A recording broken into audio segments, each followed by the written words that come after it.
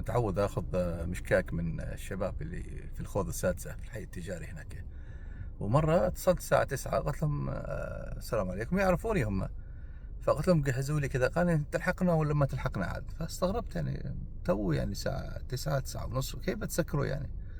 فلما جيت قالوا لي لا، المشكلة انه جانا امر ازالة، انه خلاص كل الشباب اللي فاتحين مشكاك في هذا طول الطريق هذا كامل يعني يطلعوهم من هذا المكان، وتعبانين الشباب لما استفسرت طلع واحد مسؤول، ومسؤول يعني ضخم كذا، واحد من أصحاب المشكاك هذه، كان دخان المشكاك هذا فعلا يوصل لبيته، يعني حتى يضايق أولاده مباشرة، يعني يروح من هذا الشخص من مشكاك ماله دخاخينه إلى المتنفس إلى بيته يعني.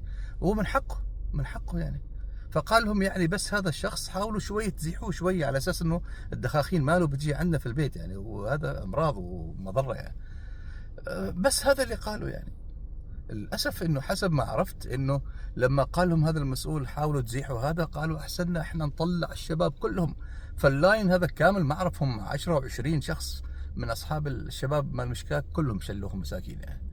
وهذا الشخص المسؤول والله العظيم أنا أعرفه شخصيا، من أكرم الناس، وكثير من الجمعيات اللي تخدم مرض السرطان، وكثير من الجمعيات هذه هو مساهم فيها، خبيئة بينه وبين ربه. وأنا والله أقسم لكم على هذا الشيء، أعرف هذا الشخص.